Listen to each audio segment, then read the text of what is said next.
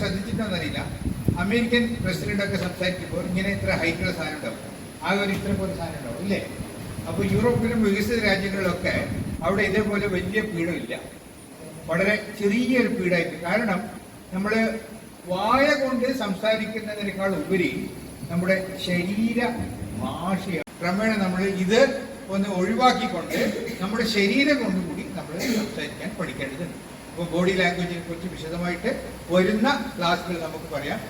ഞാൻ നീന്താൻ പഠിച്ചപ്പോൾ ഇപ്പോഴത്തെ അവസ്ഥ അടുത്ത പരിപാടിയിൽ ഞാൻ നിങ്ങളെ കൂടി ഉണ്ടാവും, സംസാരിക്കാനത് അതിനെക്കൊണ്ട് പറ്റും. സംബന്ധിച്ചാൽ എന്നോട് രാവിലെ സ്കാനെ പറഞ്ഞ് പരിപാടി ഉദ്ഘാടനം ചെയ്യണം. ഞാൻ പറഞ്ഞു പ്രസംഗിക്കാൻ അറിയാത്ത എന്നെ കൊണ്ടാണ് നിങ്ങൾ ഉദ്ഘാടനം ചെയ്യിപ്പിക്കുന്നത് എന്നാണ് ഞാൻ സ്കാനോട് ചോദിച്ചത്. കാരണം നിങ്ങൾ കുറെ ആൾ പ്രസംഗിക്കുന്ന ആൾക്കാർ ഇവിടെ ഉണ്ട്, അവർ വെച്ചിട്ട് ഞാൻ ഉദ്ഘാടനം ചെയ്ത് ശരിയല്ലാതെ സ്കാനോട് നീ ഉദ്ഘാടനം ചെയ്യണമെന്നാണ് എന്നോട് പറഞ്ഞത്. കാരണം എനിക്ക് ഈ ഫ്രണ്ടിൽ ഇരിക്കുമ്പോൾ മൈക്കിന്റെ എതിർ നിൽക്കുന്നത് ഒരു അബ്ദുല്ല എനിക്ക് കൂടി കുറച്ചും കൂടി ഇതില് നാളത്തെ ഭാവി കണ്ട ഒരു കുട്ടി എനിക്ക് പറയാം. അതെന്തെന്ന് പറയാൻ കാരണം നിസാർച്ചയുടെ ആരാ വരുന്നത് ചോദിച്ചപ്പോ ആദ്യം എണിച്ചത് ആ കുട്ടിയാണ്. അതാണ് ഒരാളുടെ വിജയം. ഈ വലിയ ഒരു ക്രൗഡിന് സ്റ്റേജിലോട്ട് ഒരാൾ കടന്നു വരുമെന്ന് പറയുമ്പോൾ അതിലുള്ള 99 ആൾക്കാരും ഇങ്ങനെ അടച്ചു നിൽക്കും. ഞാൻ പോയാൽ എന്ത് വിചാരിക്കും ഞാൻ? അപ്പൊ ഒരു കുട്ടി ഉണ്ടാവും. അത് അവനാണ് ചരിത്രം മാറ്റിക്കുറിച്ച സ്റ്റുഡന്റ്. അവനാണ് ഇന്നിവിടെ ചരിത്രം മാറ്റിക്കുറിച്ച സ്റ്റുഡന്റ് ആണെന്ന് പറഞ്ഞാൽ ഇബ്രാഹിമാണ്. ഒരു സങ്കോചവുമില്ലാതെ ഒരു ഭയവിഹ്വലതകളുമില്ലാതെ സ്റ്റേജിൽ വന്നു. അതാണ് നമുക്ക് ഇബ്രാഹിമിൽ പ്രതീക്ഷയുണ്ട്. അബ്ദുള്ളയെ നമ്മൾ മാക്സിമം നമ്മുടെ റൂട്ടിലോട്ട് കൊണ്ടുവരുന്നുണ്ട്. പിന്നെ മുനീറിന്റെ മകന് സുഖമില്ലെന്ന് തോന്നുന്നു, കനിയാനം തോന്നുന്നു. അങ്ങനെ അടുത്ത പ്രാവശ്യം കുറച്ചുകൂടി പറഞ്ഞ കാര്യങ്ങൾ ഗ്രഹിച്ചിട്ടുണ്ടാവും തോന്നുന്നു. നിങ്ങൾക്കൊരു നല്ല ഭാവി സ്വപ്നം കാണുന്നുണ്ടോ? നിങ്ങൾ 4 വാക്ക് പറയാൻ പഠിച്ചിരിക്കണം. വിദാർച്ച പറഞ്ഞതിന്റെ മൊത്തം പേരുടേതാണ്. എവിടെ പോയാലും നിങ്ങളുടെ ഒരു വാക്കാണ് എല്ലാം നിയന്ത്രിക്കുന്നത്. ഒരാളുടെ വികാരം, വിചാരം, ഒരാളുടെ ആവേശം, ഒരാളുടെ എല്ലാം തീരുമാനിക്കുന്ന ഒരു വാക്കാണ്. ഒരു ശതകോടി ജനങ്ങളെ തീരുമാനിക്കുന്ന ഒരു ക്രിക്കറ്റ് കളിയുണ്ട്. അതിൽ അമ്പയറിന്റെ ഒരു ആക്ഷനാണ് ഔട്ടോ നോട്ട് ഔട്ടോ. ഇതിൽ ശതകോടികളുടെ വികാരം മാനിക്കുന്ന ഈ ഒരു ഇത് അത് തന്നെയാണ് ഒരു വാക്കിനുണ്ടല്ലോ. എത്രയോ വാർഡുകളെക്കാൾ മൂർച്ചയാണ്.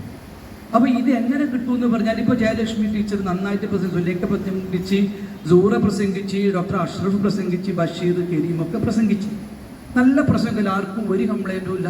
അത് തന്നെയാണ് പ്രസംഗം. അത് കേൾക്കാൻ, അത് മാത്രമല്ല നമ്മുടെ അനുഭവ കഥകൾ ഇങ്ങനെ വാക്കുകളായിട്ട് പുറത്തു വരുമ്പോഴാണ് ജനങ്ങള് ശ്രോതാക്കൾ ഉണ്ടാകുന്നത്. എനിക്ക് പറയാനുള്ള കാര്യങ്ങൾ എന്തെന്ന് ജനങ്ങൾ കേട്ടിട്ട് വരും. ഇപ്പോ ബഹിരാകാശ ഗഗനയാത്ര നടത്തിയ ശുഭാംശു ശുക്ല, അയാൾ പറഞ്ഞ കാര്യങ്ങൾ, അയാൾക്ക് കാര്യങ്ങൾ പറയാനുണ്ട്. അതാണ് നമ്മുടെ ജനങ്ങളിലേക്ക് എത്തുന്നത്. ഈ ഒരു കപ്പൽ യാത്രക്കാരൻ അല്ലെങ്കിൽ ഒരു പ്രവാസിയുടെ കപ്പൽ കയറി, പണ്ടത്തെ നൗകയിൽ കയറി പോയ പ്രവാസിക്ക് അയാളുടെ കഥകളുണ്ടാവും പറയാൻ. അതെങ്ങനെ പറയും? ഇങ്ങനെ ഒരു 10 ആളോട് ഇരുന്ന് പറയുന്നതല്ല, അതൊരു ജനക്കൂട്ടത്തിനോട് പറഞ്ഞ് ബോധ്യപ്പെടുത്തുമ്പോഴാണ് അതൊരു ഇതാണത്. പിന്നെ ഹനീഫ് ഇപ്പം പറയാനുള്ള ഒരു കാര്യമുണ്ട്. ഹനീഫ് അടുക്കടുക്ക് പറയും, ഒരു പ്രസംഗം പിടിച്ചു നിർത്തുന്നത് പിൻഡ്രോപ്പ് സൈലൻസിൽ കൊണ്ടുപോകുന്ന കഥാപ്രസംഗത്തിലേക്ക് എത്തുന്നത്, അല്ല പ്രസംഗങ്ങളിലേക്ക് എത്തുന്നത്. അങ്ങനത്തെ വേളയിൽ ഒരുത്തൻ്റെ തലയിൽ പക്ഷി കയറി ഇരുന്നാൽ വരെ ഓന് അറിയില്ല എന്നുള്ളതാണ്. ഹനീഫ് കണക്കടുത്ത് പറയലുണ്ട്, പിൻഡ്രോപ്പ് സൈലന്റ് ആയിരിക്കും എല്ലാവരും, പിന്നെ ഓന്റെ തലയിൽ ഒരു പക്ഷി ഇരുന്നാൽ വരെ ഓന് മനസ്സിലാവില്ല. അതാണ് ഇങ്ങനെ ഒരു പരിപാടി നടക്കുമ്പോഴേ നമ്മള് അതിന്റെ ചുക്കാൻ പിടിക്കേണ്ട ആളുകൾ മാറി നിന്നാൽ ശരിയല്ലല്ലോ. അപ്പൊ ഇന്ന് പല തിരക്കുകളും ഉണ്ടായിരുന്നു. പക്ഷെ ഞാനിവിടെ വന്നു. നല്ലൊരു കാര്യമാണ് ഇവിടെ സ്റ്റാനിയ സാറ് ചെയ്യുന്നത്.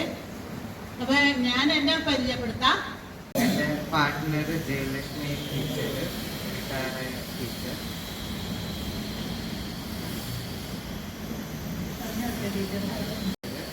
Very good.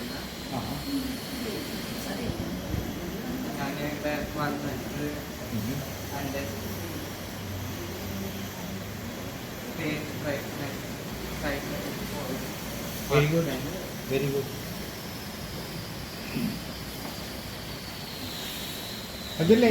നമ്മുടെ നിസാർക്കും സ്കാനിയവർക്കും ഒരുപാട് ഞാൻ അഭിനന്ദനം അറിയിക്കുന്നു. അടുത്തുള്ള എന്നാൽ ഇവിടെ ഒരു പ്രസംഗ പരിസരമുണ്ട്.